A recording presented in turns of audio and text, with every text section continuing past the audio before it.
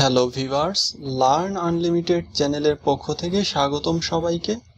আজকের ভিডিওতে আমরা দেখব মাইক্রোসফট এক্সেলে র কিভাবে হাইড এবং আনহাইড করা যায়। আমরা আমাদের প্রাতিষ্ঠানিক কিংবা ব্যক্তিগত বা ব্যবসায়িক কাজে অনেক ক্ষেত্রেই আমাদের র হাইড করে রাখার প্রয়োজন পড়ে।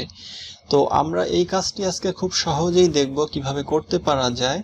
এছাড়া পরবর্তীতে কিভাবে আপনারা খুব সহজেই রকে আনহাইডও করতে পারবেন সে বিষয়টিও আমরা একই ভিডিওতে দেখব। ভিডিওটি শুরু করার পূর্বে যারা আমাদের চ্যানেলে নতুন রয়েছেন তারা অবশ্যই চ্যানেলটি সাবস্ক্রাইব করে বেল আইকন প্রেস করে রাখবেন। আর যারা অলরেডি সাবস্ক্রাইব করেছেন তাদেরকে অসংখ্য ধন্যবাদ। আপনারা দেখতে পাচ্ছেন আমি অলরেডি ইয়ারের একটা কলাম নিয়েছি এবং সেখানে কিছু ইয়ার লিখেছি, তারপরে আমি কিছু নাম নিয়েছি, ব্যক্তির নাম, এবং তাদের বাৎসরিক যে ইনকাম সেই ইনকামটি নিয়েছি এবং শেষে একটি টোটালের অ্যামাউন্ট নিয়েছি। তো আমি চাচ্ছি 2018 সাল থেকে 21 সাল পর্যন্ত এই রগুলোকে আমি হাইড করব। তো এই জন্য ফার্স্টে আমি 18 সালের রটি সিলেক্ট করব।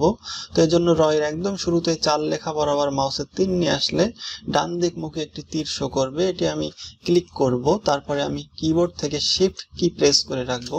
শিফট কি প্রেস করা অবস্থায় এই 2021 সালের এই র অর্থাৎ 7 নম্বর র এর এইখানটায় আমি ক্লিক করব, মাউসের লেফট বাটন ক্লিক করব। এক্ষেত্রে আপনারা দেখতে পাচ্ছেন 2018 সাল থেকে 21 সাল পর্যন্ত সবগুলো র একবারে সিলেক্ট হয়ে গেল। এক্ষেত্রে আপনাদেরকে বলে রাখি, আপনারা যদি এমনটা চান যে 2018 আর 20 এবং তারপরে টোটাল এই তিনটা র সিলেক্ট করবেন, এক্ষেত্রে আপনারা 18 সালের র সিলেক্ট করবেন। তারপরে আপনারা কিবোর্ড থেকে কন্ট্রোল কি প্রেস করা অবস্থায় 20 সালের রটা ক্লিক করলে সিলেক্ট হয়ে যাবে। তারপরে এই টোটালের রটি অর্থাৎ 8 নাম্বার রটি ক্লিক করলে সিলেক্ট হয়ে যাবে। এভাবে করে আপনারা আলাদা আলাদা কাস্টম রকে সিলেক্ট করতে পারবেন।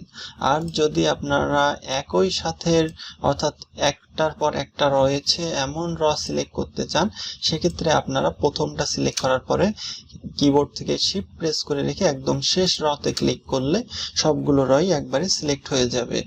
তো র সিলেক্ট করার পরে আমরা দুইটা পদ্ধতিতে আমরা রকে হাইড করা দেখব এবং আনহাইড করা দেখব। তো প্রথম পদ্ধতিটা হবে আমাদের এই যে রয় সিরিয়াল, এই যে কোনো একটা সিরিয়ালে মাউসের পয়েন্টার রেখে আমরা রাইট বাটন ক্লিক করব। তারপর এখান থেকে হাইড অপশনটা সিলেক্ট করব। তো হাইড অপশন সিলেক্ট করলে আপনারা দেখতে পাচ্ছেন এই যে এখানটাতে একটা দাগ মতো চলে এসেছে, অর্থাৎ আমাদের এই রগুলো হাইড হয়ে গিয়েছে। এছাড়াও আমাদের রয়ের যে সিরিয়াল রয়েছে 3 নাম্বার সিরিয়াল, তারপরে এসেছে 8 নাম্বার সিরিয়াল, অর্থাৎ 4 থেকে 7 পর্যন্ত সিরিয়ালের রগুলো হাইড হয়ে গিয়েছে। এই দুইভাবেই আপনারা বুঝতে পারবেন যে আমাদের র হাইড অবস্থায় রয়েছে। তো এই হাইড হওয়া রকে আমরা পূর্বের অবস্থায় ফেরত যাই। এক্ষেত্রে আমরা আনডো করব, আনডো করে আমরা পূর্বের অবস্থায় ফেরত চলে আসলাম। তো আমরা অন্য একটা পদ্ধতি দেখব যে পদ্ধতিতে আমরা রকে হাইড করতে পারি, এরপরে আমরা একবারে আনহাইড করা দেখব। তো এই জন্য আমরা সর্বপ্রথম আবার 18 সালের রটি সিলেক্ট করলাম, তারপরে কিবোর্ড থেকে শিফট কি প্রেস করা অবস্থায় 7 নাম্বার রড ক্লিক করলাম। সেক্ষেত্রে আমাদের 21 সাল পর্যন্ত র সিলেক্ট হয়ে গেল। এখন আমরা এই হোম ট্যাব সিলেক্ট থাকা অবস্থায় এই ফরম্যাট নিচের ড্রপ ডাউনে ক্লিক করব এবং সেখান থেকে হাইড অ্যান্ড আনহাইড অপশনে যাব এবং সেখান থেকে হাইড রজ এই অপশনে ক্লিক করব। এক্ষেত্রে আপনারা দেখতে পাচ্ছেন রগুলো আমাদের হাইড হয়ে গেল। অর্থাৎ আমরা এই দুইটি পদ্ধতির যে কোনো একটি পদ্ধতি ব্যবহার করে রকে হাইড করতে পারি। এখন আনহাইড অপশন দেখব। তো আমরা আনহাইডও দুইটা অপশন বা দুইটা পদ্ধতিতে দেখব। তো যেহেতু আমাদের 3 নাম্বার র এর পর থেকে 8 নাম্বার র পর্যন্ত হাইড হয়ে আছে, এজন্য আমরা শুরু 3 নাম্বার রটি সিলেক্ট করব, তারপরে আমরা 8 নাম্বার রটি সিলেক্ট করব।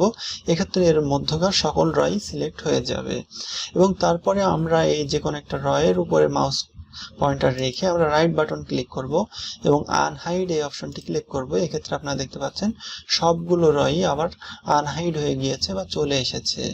তো আমরা আবার রগুলোকে হাইড করে ফেলবো এবং হাইড করার পরে আমরা যেটি করব, আমরা আবার এই দুটো সিলেক্ট করব এবং তারপরে আমরা হোম ট্যাব সিলেক্ট থাকা অবস্থায় ফরম্যাটের নিচে ড্রপ ডাউন আইকনে ক্লিক করব এবং হাইড অ্যান্ড আনহাইড অপশন থেকে আনহাইড রজ এই অপশন ক্লিক করলে আমাদের র গুলো আনহাইড হয়ে যাবে। তো আশা করি আপনারা বুঝতে পারলেন কিভাবে দুটি পদ্ধতি ব্যবহার করে আমরা খুব সহজেই র গুলোকে হাইড করতে পারলাম এবং কিভাবে অন্য দুটি পদ্ধতি ব্যবহার করে খুব সহজেই র গুলোকে আনহাইড করতে পারলাম। আশা করি ভিডিওটি ভালো লেগেছে। ভিডিওটি যদি ভালো লেগে থাকে তবে অবশ্যই বেশি বেশি লাইক, শেয়ার, কমেন্ট করবেন এবং আমাদের চ্যানেলটি সাবস্ক্রাইব করে বেল আইকন প্রেস করে রাখবেন। ধন্যবাদ সকলকে।